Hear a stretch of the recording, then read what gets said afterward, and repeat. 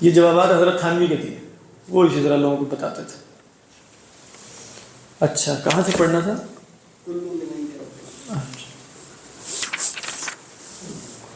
اعوذ باللہ من الشیطان الرجیم، بسم اللہ الرحمن الرحیم، کل من عند ربنا، صدق اللہ العظیم، اللہم صلی علی سیدنا محمد وعلی آل سیدنا محمد وبارک وسلم، آمین یا رب العالمین۔ فرمایا اللہ سبحانہ وتعالی نے کل من عند ربنا، فرماتے ہیں امام بیضاوی، ای کل من المتشابہ والمحکم من عندی، یہ محکم ہو یا متشابہ ہو یہ سب کہاں سے ہیں؟ اللہ ہی کی طرف سے۔ وما يذکر الا اولو الالباب، کہہ رہے ہیں مدح للراسخین، یہ جو فرمایا نا کہ تذکیر حاصل نہیں کرتے مگر اولو الالباب، تو یہ مدح ہے راسخین فی العلم کی، والراسخون فی العلم۔ بھی کس شے کی مدح کی گئی ہے؟ بجودۃ الذہن، کہ ان کا ذہن بہت تیز ہے، وحسن النظر، اور ان کو غور و فکر کا طریقہ بھی آتا ہے، وإشارة إلى ما استعدوا به للاهتداء إلى تأويله، اور یہ اشارہ اس بات کی طرف بھی ہے کہ جس کے ذریعے وہ مستعد ہوئے ہیں ان آیات میں تأویل کی ہدایت پر۔ کیا مطلب؟ یعنی جب کہا نا وما يذکر الا اولو الالباب، وہ آگے بات آئے گی کہ جو جب اولو الالباب کہا تو اس کے اندر اشارہ اس بات کا تھا کہ ان کے اندر ایک فطری استعداد پائی جاتی ہے جس کے ذریعے انہیں ان متشابہ آیات کی تعویل میں ہدایت مل گئی۔ وہ فطری استعداد کیسے پتہ چلی اولو الالباب سے؟ وہ دیکھیں کیا بتاتے ہیں، وہ ہوا تجرد العقل عن غواش الحس، وہ ہے عقل کا حس کے پردوں سے متجرد ہو جانا۔ کیسے؟ اب انہوں نے نہیں بتایا کہ یہ اشارہ کیسے ہے، یعنی فرما رہے ہیں کہ اس آیت میں وما یذکروا الا اولو، یذکروا میں تو ہمیں سمجھ میں آ گیا کہ چلیں وہ کیا ہے، جودۃ الذہن و حسن النظر، کیونکہ انہوں نے تذکر حاصل کیا، لیکن یہ جو دوسرا اشارہ ہے وإشارة إلى ما استعدوا به للاهتداء إلى تأویلہ وهو تجرد العقل عن غواش الحس۔ اب دیکھیں امام بیضاوی نے نہیں بتایا، گویا وہ آپ پر چھوڑ کے جا رہے ہیں کہ یہ اشارہ میں نے کیسے نکالا ہے، یہ خود ہی دیکھ لیں کیسے نکالا ہے۔ علماء نے کہا وہ نکالا ہے اولو الالباب سے، کیونکہ لب کیا ہے؟ لب ہے ہی وہ گری ہے جس کے اوپر سے چھلکا اتر جائے، بات یعنی گویا کہا کہ لب ہے جس کے اوپر حواس کے پردے ہوتے ہیں۔ عقل کیا ہے؟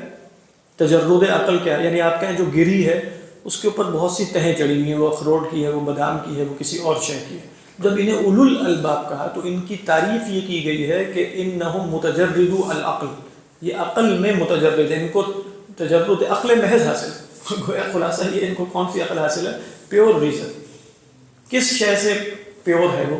عن غواش الحس، حس کے پردوں سے، حس کا عمل دخل نہیں ہے، مطلب کرٹیک آف پیور ریزن، تو خیر وہ ہے، لیکن یہاں وہ بیان کیا کر رہے ہیں؟ اللہ تعالیٰ ان کو ان کی پیور ریزن پہ کیا کر رہا ہے؟ مدح کر رہا ہے۔ بات سمجھ میں آ گئی؟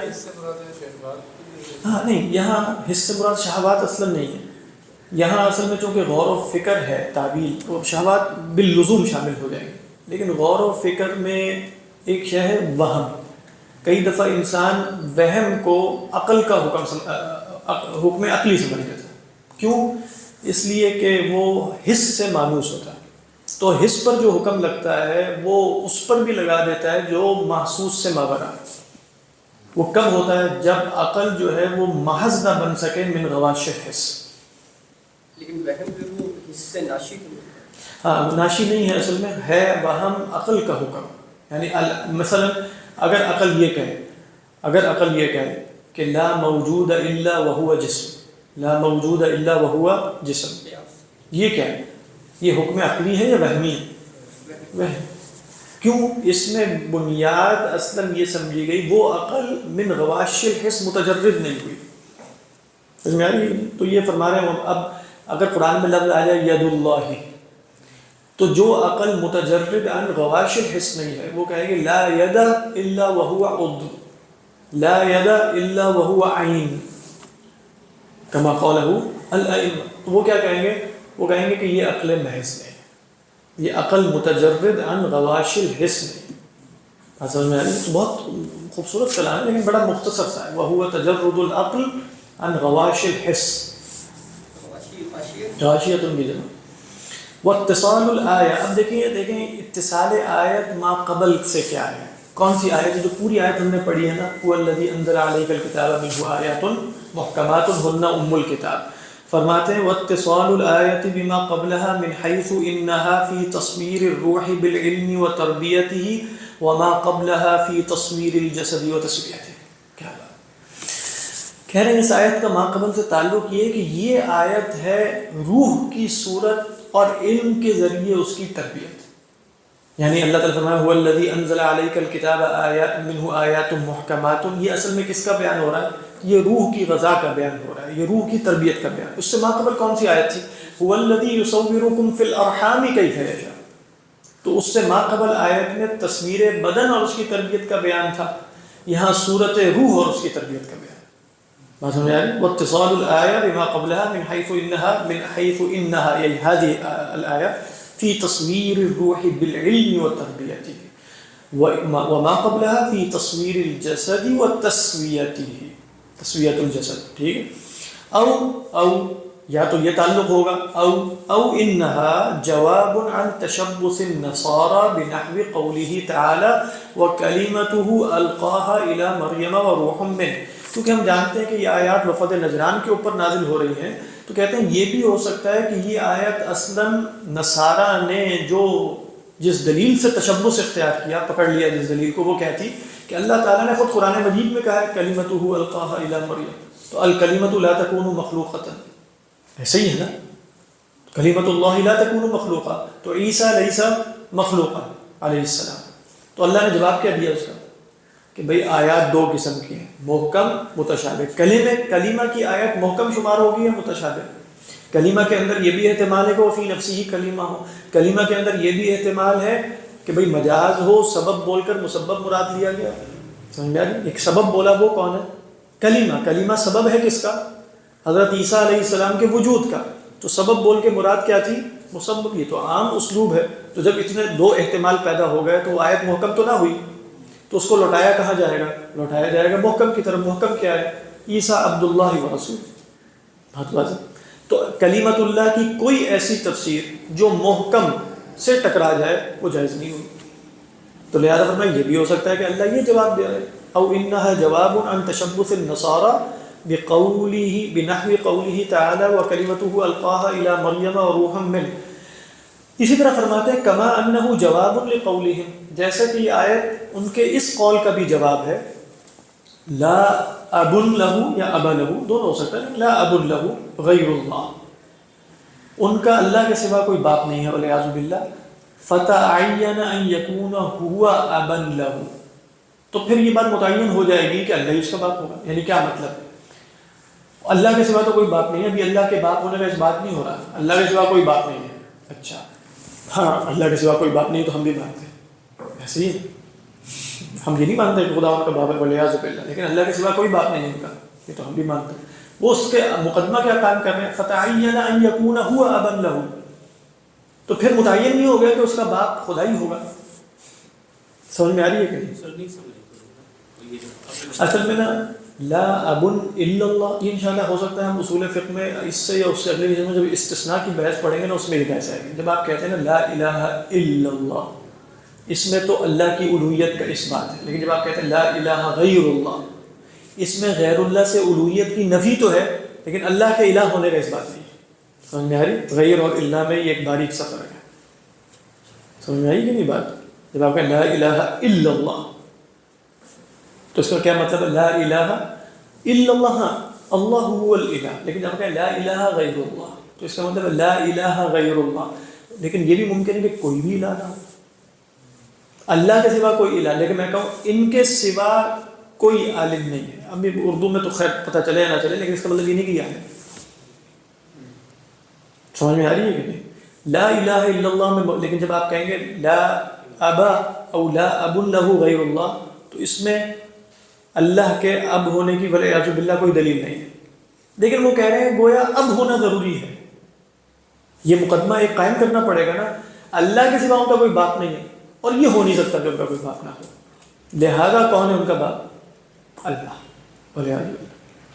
خیر، لیکن یہ عبارت سمجھنے کے لیے بہرحال یہ قاعدہ ضروری تھا ویسے، لا اب له غیر اللہ فتعین ان یکون هو ابا له. اب یہ جواب کیسے اللہ نے دیا اس کا؟ بی انہ، یہ جواب ہے، بانہ مصور الاجنۃ کیف یشاء والذی یصورکم فی الارحام کیف یشاء. کوئی ضروری نہیں ہے کہ اس کا باپ ہو. فرمایا کیف یشاء فیصور من نطفۃ اب ومن غیرها. ضروری نہیں ہے کہ اللہ اس بات کا محتاج ہو کہ رحم مادر میں اس نطفے کو اس کے باپ کے نطفے سے بنائے، ضروری نہیں. وَبِأَنَّهُ صَوَّرَ، اور دوسرا جواب ایک اور بھی ہے، وہ کیا ہے؟ وَبِأَنَّهُ صَوَّرَهُ فِي الرَّحِمِ وَالْمُصَوِّرُ لَا يَكُونُ أَبَا الْمُصَوَّرِ. مصور کا باپ نہیں ہوتا، تو اللہ نے ان کی تصویر صورت گری کی ہے. وَالَّذِي يُصَوِّرُكُمْ فِي الْأَرْحَامِ، تو یہ بھی تعلق ہو سکتا ہے اس پورے مبحث سے.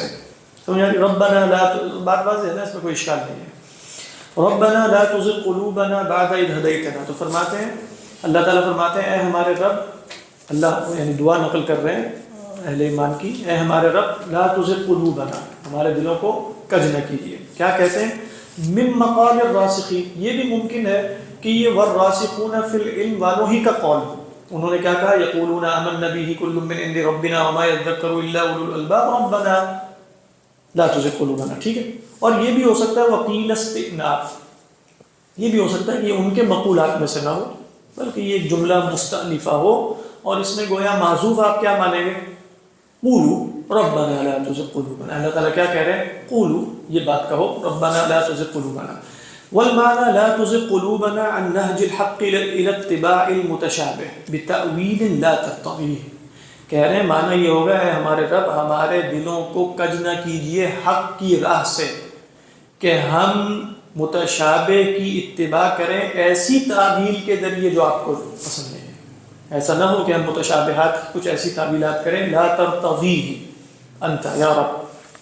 قال علیہ الصلاۃ والسلام قلب ابن آدم بین ٹھیک ہے، بین اصبعین، یہ حمزہ قطعی ہے، بین اصبعین، ویسے اصبعین بھی ہے، دونوں ہی یعنی اس کی وہ ہیں، بین اصبعین من اصابع الرحمن. یہ سب نے آپ حدیث جانتے ہیں، ان شاء اقامہ علی الحق و ان شاء ازاغہ عنہ. بات واضح. وقیل، اچھا ایک رائے یہ بھی ہے، یہ ذہن میں رکھیے کئی دفعہ یہ مفسرین کا جو اسلوب ہوتا ہے وہ قیلا کہہ کر جب رائے بیان کرتے ہیں تو وہ بتانا یہ چاہ رہے ہیں کہ رائے میرے ہاں تو قابل قبول نہیں ہے، ضعیف ہے. اور یہ آپ امام بیضاوی کو اکثر دیکھیں گے کہ وہ قیلا کہہ کر معتزلہ کی رائے بیان کر رہے ہوتے ہیں. اچھا اب معتزلہ یہ بات تو نہیں مان سکتے نا کہ اللہ کسی کے دل کو ٹیڑھا کر دے، یہ تو عدل کے بھی خلاف ہوگا، اور ہم اللہ تعالیٰ بندے کے افعال کا خالق ہی نہیں ہے، بندے کے دل کا ٹیڑھا ہو جانا تو بندے کا فعل ہے، اللہ سبحانہ و تعالیٰ تھوڑی ٹیڑھا کریں گے. تو وہ اس آیت کی تعبیر کیسے کریں گے؟ قیلا کہہ کر مذہب اعتزال کا بیان بھی کریں.